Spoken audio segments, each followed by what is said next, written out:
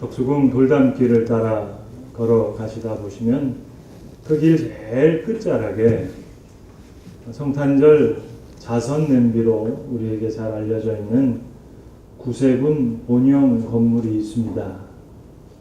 한국 구세군의 선교 역사는 1908년도에 시작됐습니다.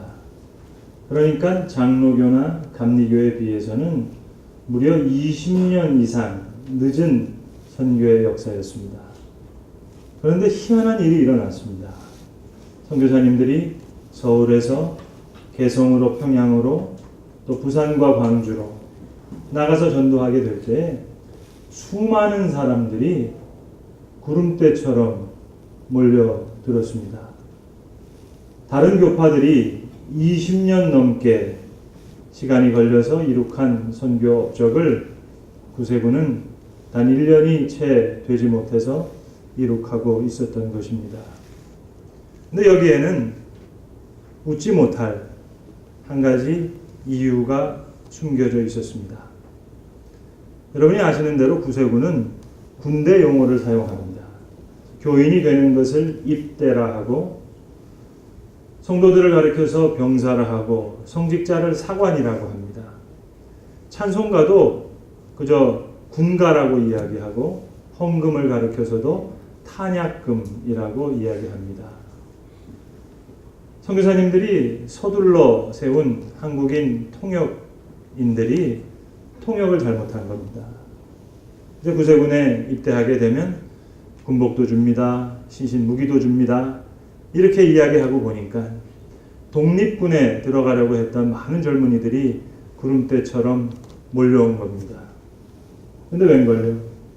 총을 준다고 해서 왔는데 성경책을 주고, 전투하러 나가 싸운다 그러면서도 길거리에 나가서 전도하는 것이 구세군이라는 것을 알게 된 후에 다들 실망해서 썰물처럼 채 1년이 안 돼서 다 빠져나갔습니다. 여러분 혹 광화문에 나가실 일이 있으시면 이 정동 구세군 역사 박물관을 꼭 한번 들려보시길 바랍니다. 아주 진한 감동이 있습니다. 구세군 사관들의 검소한 생활, 겸손한 믿음 생활 보면 저절로 고개가 숙여집니다. 구세군 사관학교 예배당에 들어가시면 거의 우리의 예배당과 흡사합니다. 이처럼 강대상이 있고 설교단이 있고 또 회중들이 앉아있는 회중석이 있습니다. 단 한 가지 차이점이 있는데 그게 뭔고 하니 바로 이 강대상 바로 앞에 똑같은 나무 장 의자를 회중석을 향해 이렇게 놓아두었습니다. 이것은 앉는 의자가 아닙니다. 무릎을 꿇고 기도하는 기도의 자리입니다. 속죄, 화평, 성결 이렇게 등받이에다가 글씨를 써놨습니다. 우리는 그저 예배하고 마치면 빨리들 다 돌아가시잖아요. 근데 이분들은 예배 마치면 떠나질 않고 앞자리에 나와서 무릎을 꿇고 하나님 앞에 간절하게 결단의 기도를 드립니다. 회개의 자리, 자비의 자리, 성결의 자리라고 일컬어지는 의자 아닌 의자. 이것이 바로 구세군의 기도단입니다. 오늘 봉독해드린 말씀 중에 특별히 1절로 3절의 말씀은 제가 믿기로는 성경 66권 중에서 가장 싸늘한 하나님의 모습을 담고 있습니다. 하나님께서 완전히 마음을 닫으셨어요. 죽여버리겠다는 말씀이 아닙니다. 살려주겠다는 말씀입니다. 그런데 이 말씀은 죽여버리겠다는 말씀보다 더 무서운 말씀입니다. 너희는 이곳 시내산을 떠나 가나안 땅으로 올라가라. 너희 조상 아브라함과 이삭과 야곱에게 내가 약속한 대로 이제 젖과 꿀이 흐르는 그 땅을 너에게 주겠다. 안 주시겠다는 게 아니에요. 전쟁에서도 이기게 해주겠다. 가나안 족속을 물리치게 해줄 거고 아모리 족속, 헷 족속, 히위 족속, 여부스 족속 만나는 족족 승리하게 해주겠다. 물리쳐 주겠다. 사자를 보내줄 것이다. 약속을 지킬 것이고 승리도 줄 것이고 적과 꿀이 흐르는 땅도 줄 것이다. 그러나 나는 너희와 함께 올라가지 않을 것이다. 싸늘하게 식어버린 하나님의 모습이 바로 여기에 있습니다. 니들끼리 올라가. 약속했으니까 약속은 다 지켜줄게. 잘 먹고 잘 살게 해줄게. 그러나 나는 너희들과 함께 올라가지 않을 거야. 출애굽기 32장에서 이스라엘 백성들은 시내산 밑에서 금덩어리를 모아서 금으로 송아지 형상을 만들었습니다. 하나님을 버리고 우상을 섬겼다는 이야기가 아니었습니다. 금송아지 형상을 만들어 놓고 그들은 이렇게 얘기했습니다. 이것이 너희를 애굽에서 이끌어낸 하나님 여호와라. 하나님을 우상화한 것입니다. 우상을 섬기는 것까지는 잘 참아주셨던 하나님께서 하나님을 우상화하는 이 장면에서는 참지 못하시는 겁니다. 하나님은 오늘도 진정한 예배자를 찾으시는 줄로 믿습니다. 역대하 16장 9절의 말씀에 보시면 여호와의 눈이 온 땅을 두루 관찰하사 전심으로 자기에게 향하는 자들을 찾으시고 이러한 자에게 능력을 베풀어 주신다 말씀하셨습니다. 모세가 오늘 애통하는 마음으로 장막을 취합니다. 그리고 이스라엘 진에서 멀리 떨어져 나갑니다. 진박 멀리 나가서 바깥 회막에서 하나님 앞에 무릎을 꿇고 간절히 기도합니다. 젊은 수종자 여호수아가 함께 회막을 지킵니다.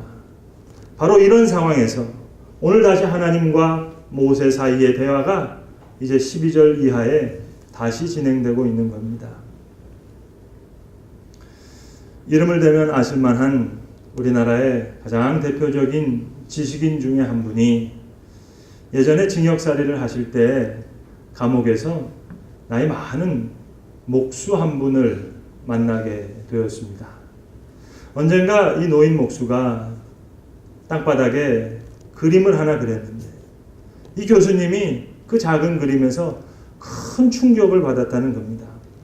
집을 그리는데 그 집을 그리는 순서가 판이하게 다르다는 거예요. 우리는 지붕부터 그리는데 이 노인 목수는 주춧돌부터 그리고 기둥과 들보를 그리고 그 위에 석가래와 지붕을 그리더라는 거예요. 일해본 사람은 집을 짓는 순서와 똑같이 그렇게 집을 그리더라는 거예요. 세상에 지붕 먼저 지을 수 있는 집이 없음에도 불구하고 그렇게 지붕 먼저 그려왔던 자신의 무심함이 너무 부끄러웠다는 겁니다. 지붕 먼저 지을 수가 없는데 늘 자신의 생각이 그렇게 허황됐고 자신의 삶이 늘 진실치 못했노라고. 이분의 표현을 그대로 옮기면 지식인의 서가가 한꺼번에 무너지는 낭패감을 맛보았다는 글이었습니다. 2년 전 예배당 공사할 때 제가 매일 이 자리에서 무릎 꿇고 기도했던 기도가 무슨 기도인 줄 아십니까? 하나님의 성도들이 이곳에서 하나님 앞에 낯선 자로 서지 않게 해주세요. 여호와께서 오늘도 눈을 들어 감찰하사 전심으로 여호와를 향하는 자를 찾게 해주신다 하셨는데 설교자의 설교가 없어도 찬양대의 찬양이 없어도 이곳에서 하나님의 얼굴과 하나님의 음성을 듣게 해주세요. 야곱이 약곡강가에서 밤이 맞도록 하나님의 사자와 씨름할 때 하나님의 얼굴을 보고 그곳을 브니엘, 하나님의 얼굴이라고 이름 지었다고 하는데 하나님이 그 브니엘의 경험이 있는 그런 장소가 되게 해주세요. 파단 아람으로 피난 가던 야곱이 베델에서 돌베개를 자고 베고 누웠을 때 하늘이 열리고 사닥다리에 천사가 오르락 내리락 하는 장면을 봤다고 하는데 하나님 이 자리가 그런 자리가 되게 해주세요. 그래서 일부러 창을 다 막았습니다. 스테인드 글라스도 하지 않았습니다. 피아노에서도 광을 뺐습니다. 카페트도 깔지 않았어요. 있는 모습 그대로 나와 하나님의 십자가 사랑을 마주볼 수 있도록 그 사이에 방해할 만한 모든 요소는 최대한 뺄 수 있는 대로 다 빼버렸습니다. 하나님, 모세가 회막에 들어갈 때 구름 기둥이 그 회막에 섰다고 하는데 그 구름 기둥이 회막에 선 것을 보고 이스라엘 온 백성들이 자기 장막에서 각기 예배했다고 하는데 하나님 이곳에 구름 기둥이 서게 해주세요. 하나님, 모세에게 말씀하여 주실 때 마치 자기의 친구와 대면함 같이 그렇게 말씀해 주셨다고 했는데 부족한 주의 종에게 가까이 주의 음성을 듣게 해주세요. 성도들도 말씀을 들을 때 사람의 말로 듣지 않고 하나님의 말씀으로 듣게 해주세요. 예배의 자리, 말씀의 자리, 이 기도의 자리를 위해서 간절히 기도했었습니다. 오늘 본문에서 하나님께서 모세에게 말씀하시는데 본문 14절의 말씀과 본문 15절의 말씀은 전혀 다른 차원의 말씀입니다. 14절의 말씀은 2인칭 단수입니다. 하나님께서 아직도 하나님의 싸늘한 마음을 풀질 않으셨어요. 여호와께서 모세에게 이르시되 내가 친히 가리라 내가 너를 쉬게 하리라. 이 말씀은 모세 한 사람을 가리키는 2인칭 단수입니다. 32장 10절에 하시는 말씀과 똑같은 말씀이에요. 32장 10절에 하나님이 마음이 싸늘하게 식어서 완전히 마음을 닫고 하시는 말씀과 오늘 이 14절의 말씀은 동일한 말씀입니다. 모세야, 이제 내가 너하고만 가겠다. 그 말씀입니다. 쉽게 말씀드리면 새 판 짜시자는 거예요. 모세야, 오늘 내가 너 한 사람하고만 가겠다. 다른 모든 목이 고든 백성들 진멸하겠다. 여러분, 보통 이런 경우를 하면 아이고 감사합니다. 그래야 되지 않습니까? 그러나 모세는 그렇지 않았습니다. 바로 여기에 중보자된 모세의 특별한 모습이 있습니다. 14절에서 하나님은 2인칭 단수로 말씀하시는데 15절에서 모세는 1인칭 복수로 말씀합니다. 하나님, 우리와 함께 가주세요. 주께서 친히 가지 아니하시려거든 우리를 그곳으로 올려보내지 말아주세요. 하나님이 없는 적과 꿀이 흐르는 땅 안 가겠습니다. 하나님이 함께하지 않으시는 승리 원치 않습니다. 가나안 족속을 이길 수 있고 아모리 족속을 때려 부술 수 있고 헷 족속, 브리스 족속, 히위 족속, 여부스 족속 다 우리 손에 붙인다 하더라도 하나님의 임재가 없는 그 승리 원치 않습니다. 하나님의 임재가 없는 그 선물, 그 땅, 그 축복 택하지 않겠습니다. 여기에 하나님 없는 승리를 거부한 한 신앙인의 모습이 있습니다. 모세는 오히려 하나님의 임재를 간절히 구했습니다. 하나님의 영광을 보여주시옵소서. 주여, 주의 임재를 우리에게 허락하여 주시옵소서. 간절히 기도하고 또 기도했습니다. 성도 여러분, 죄송하지만 우리는 축복 때문에 축복을 주시는 하나님을 잊고 살 때가 너무 많아요. 축복과 약속이 이루어지면 하나님이 함께 하시든지 말든지 별로 상관하지 않습니다. 자, 한번 생각해 보세요. 자, 입시철이 되면 새벽 기도에 많은 분들이 모여가지고 기도합니다. 근데 입시철이 지나면 이제 구했으니까 결과도 다 나왔으니까 이제 그 자리를 떠납니다. 사실 하나님과 동행하는 것이 내 생애 최고의 축복이라는 것을 안다면 만약에 하나님 자체를 구했다면 그 자리에 머물러야죠. 그런데 우리는 실상 그렇지 못합니다. 계속 머물지 않습니다. 선물보다 선물을 주시는 하나님이 더 중요하고 약속보다 약속을 허락하시는 하나님이 더 중요하신데 우리의 믿음은 그렇지 못해요. 그러나 오늘 성경에 나오는 모세는 달랐습니다. 모세가 원했던 것은 하나님의 임재였습니다. 약속의 땅, 아무리 적과 꿀이 흐른다 하더라도 하나님 임재가 없다면 저 안 가겠습니다. 주님과의 동행이 최고의 선물인 줄로 알아서 하나님의 임재의 경험이 내 생애 가장 최고의 추억인 줄로 알아서 하나님 없는 승리를 단호히 거부합니다. 오히려 모세를 말합니다. 하나님, 하나님의 영광을 내게 허락해 주세요. 하나님의 임재, 하나님의 저에는 하나님의 임재가 있어야 합니다.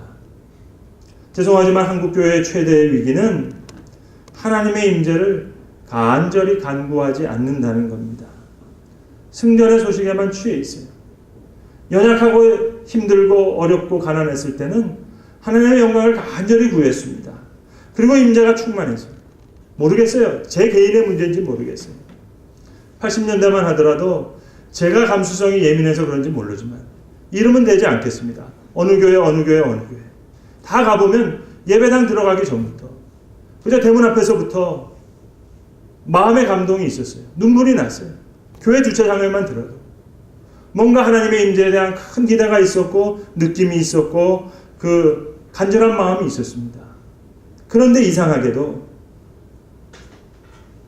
하나님의 거룩한 역사에 대한 그 느낌과 그 기대가 적어졌어요. 이상하게도 교회는 점점 더 커졌는데 사람은 더 많아졌는데 발 디딜 곳 없이 더 많이 사람이 모였는데 모르겠어요. 제 느낌 자체에 문제가 있는지 모르겠습니다만 하나님의 임재에 대한 기대와 경험이 예전 같지 않은 것 같습니다. 왜요? 기도하지 않기 때문에. 기도의 문제 자리에 머물지 않으니까. 더 큰 문제는 잃어버리고도 잃어버린 줄 몰라요. 살 만큼 살게 됐으니까. 배부르니까. 소중한 것 잊어버리고도 잊으란지 몰라요. 잘못된 승리를 거부하는 예배자가 사라졌어요. 하나님의 임재를 간망하고 사모했던 참된 기도의 중보자들이 사라졌어요. 사도 바울의 고민이 무엇이었습니까? 고린도전서 9장 27절에 내가 내 몸을 쳐서 복종케 함은 내가 남에게 전파한 후에 도리어 내 자신이 버림을 당할까 두려워함이로라. 죄송하지만 성가대도 하나님의 임재를 구하지 않고도 찬양할 수 있어요. 저는 사역자이기 때문에 사역자의 열매를 알아요. 사람들에게 감동을 줄 수도 있어요. 설교자도 마찬가지. 하나님의 기름 부으심 없이도 하나님의 영광을 구하지 않고도 설교할 수 있어요. 사람의 마음을 감동시킬 수도 있어요. 그래서 바울은 이걸 붙잡고 끝까지 씨름했던 거예요. 내가 내 몸을 쳐 복종케 함은 내가 남에게 전파한 후에 도리어 내 자신이 버림을 당할까 두려워함이로다. 우리는 간혹 믿음을 착각합니다. 하나님 쓰임받는 기쁨에 충만하게 해주세요. 하나님 합당한 믿음의 분량까지 자라게 해주셔서 이제 하나님이 필요로 하는 사람에게 해주세요. 저에게 지식도 주시고 능력도 주시고 물질도 주시고 가득가득 능력으로 채워주셔서 하나님 저를 사용해 주세요. 지붕부터 만들 수 있는 집이 어디 있습니까? 하나님 없으면 전 살 수 없어요. 예수님 없으면 살 수 없어요. 성령님 도와주시지 않으면 저는 살 수가 없어요. 예수님을 가장 필요로 하는 사람. 그게 바른 믿음입니다. 주춧돌 먼저 세우고 기둥과 석가래 올려야 될 거 아닙니까? 교회의 위기가 뭘까요? 상투적으로 들리실지 모르겠습니다만 예수님 한 분만으로 충분하지가 않아서 목회자의 목회에 위기가 있다면 그것은 예수님 한 분만으로 충분하다고 생각하지 않는 데 있습니다. 죄송하지만 성도 여러분의 삶과 여러분의 신앙에 문제가 있다면 그것은 내가 하나님께 필요한 사람이 못 돼서가 아니라 더 이상 하나님이 내 생에 있어서 가장 필요한 분이 아니라는 것. 거기에 문제가 있습니다. 이곳 인천에서 그리 멀지 않는 강화도에 가보시면 이 강화도를 통해서 복음이 먼저 들어왔기 때문에 그 강화도 교인들의 기독교 역사가 뿌리가 깊습니다. 강화도 교인들의 이름에 아주 독특한 특징이 하나 발견되고 있습니다. 그들은 예수를 믿고 세례를 받을 때 다 이름을 바꿨습니다. 성이야 조상으로부터 내려받았으니까 바꿀 수 없고 내가 이 마을에서 처음 예수 믿은 사람이니까 한 일자를 돌림자로 썼습니다. 그리고 한문으로 믿을 신자, 능력 는자, 은혜의 자, 사랑의 자 이걸 다 써가지고 주머니에다가 집어넣고 기도하고 제비 뽑았습니다. 능자가 뽑히면 능일이 됐고 믿을 신자가 뽑히면 신일이 됐고 사랑의 자가 뽑히면 이름이 에일이 됐습니다. 강화도 홍익교회 박능일, 권신일, 김부일, 주광일 모두 족보에 새로운 이름으로 이름을 올렸습니다. 마치 사울에서 바울로 이름 바뀐 초대교회 사도들처럼 이름을 바꾼 강화도의 초대교인들이 강화도 전 지역에 나가서 복음을 전했습니다. 이런 계명 현상이 강화도 전 지역으로 확산됐습니다.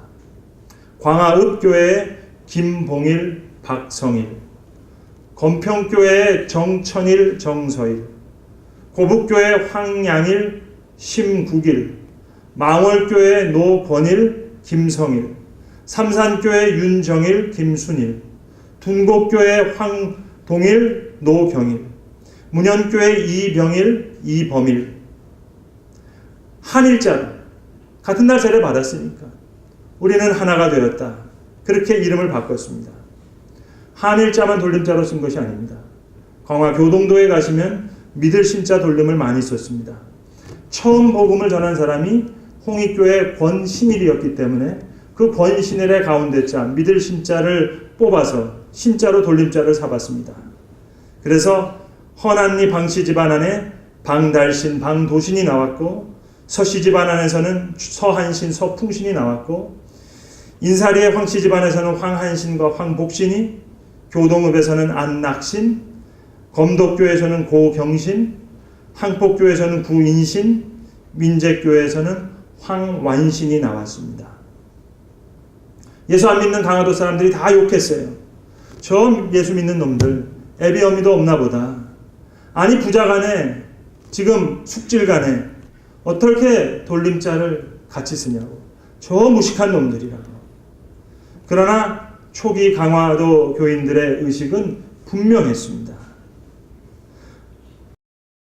숙질간이라도 신앙적으로 하나님의 자녀라는 영적 권세가 훨씬 더 중요하다. 그래서 권실일의 아들 이름이 권충일이었고 정천일의 아들 이름이 정서일이었으며 김봉일의 아들의 이름이 김환일이었습니다.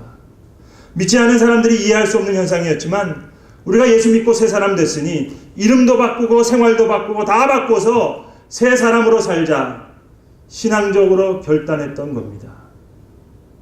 사랑하는 성도 여러분, 이름은 못 바꾸더라도 우리의 믿음의 자세는 바꾸어야 하겠습니다. 100년 전 총 준다고 군복 준다고 교회 왔다가 실망해서 돌아갔던 사람들, 그들은 순진하기라도 했지요.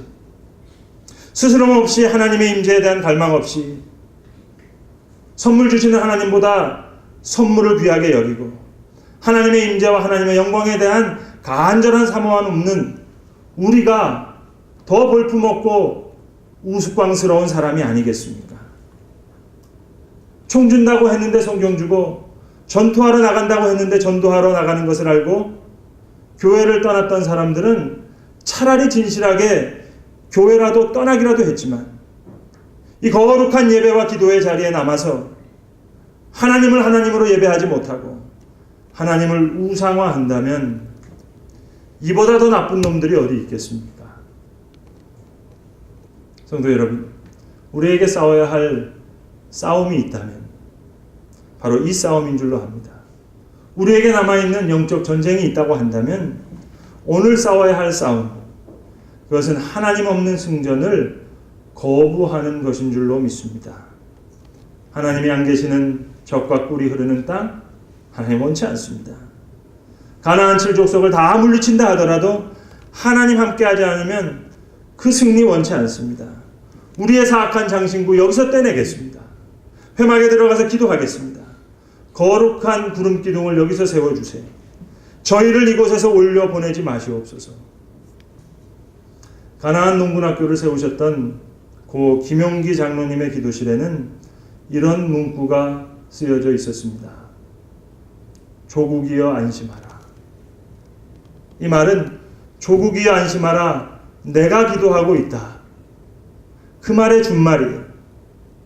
저는 이런 기도가 있었기에 하나님께서 이 땅에 아직도 복음의 물줄기를 흐르게 해주신다고 믿고 있습니다. 조국이여 안심하라, 우리가 기도하고 있다. 거짓된 승리를 거부하는 참 승리자가 되어야 되겠습니다. 하나님 없는 승전을 거부했던 한 신앙인의 기도가 여기 있습니다. 주께서 친히 가지 아니하시려거든 우리를 이곳에서 올려 보내지 마시옵소서. 기도하겠습니다. 아버지 하나님, 오늘도 주의 눈이 온 땅을 두루 감찰하사 전심으로 주를 향하는 자들을 찾으신다 하셨습니다. 주님, 간절히 원컨대는 모세의 기도가 오늘 우리의 기도가 되게 하사 주께서 친히 가지 아니하시려거든 우리를 이곳에서 올려보내지 마옵소서.